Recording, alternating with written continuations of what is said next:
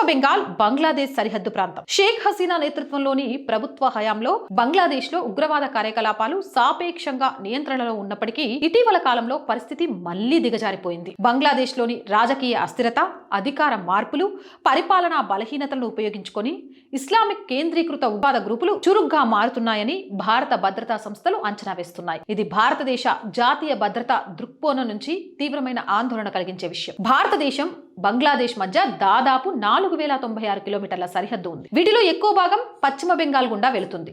ఈ సరిహద్దుల్లోని చాలా ప్రాంతాలు నదులు, చార్లు, అడవులు, జనసాంద్రత ఎక్కువగా ఉన్న ప్రాంతాలలో విస్తరించి ఉండడం వల్ల నిఘా కష్టతరమవుతుంది. బంగ్లాదేశ్ లో మాత్రమే కాకుండా ఇతర ప్రాంతాల్లో కూడా ఇస్లామిక్ పాలనను స్థాపించే భావజాలాన్ని వ్యాప్తి చేయడమే వారి లక్ష్యం. వారు పశ్చిమ బెంగాల్ ని కొన్నిసార్లు రవాణా మార్గంగా, కొన్నిసార్లు ఆశ్రయంగా, కొన్నిసార్లు కార్యాచరణ స్థావరంగా ఉపయోగిస్తున్నారని నిఘా వర్గాలు పేర్కొన్నాయి. అదనంగా పాకిస్తాన్, ఐసిస్ వంటి విదేశీ శక్తుల మద్దతు కూడా ఈ నెట్వర్క్ విస్తరణలో పాత్ర పోషిస్తుందని ఆరోపించబడింది.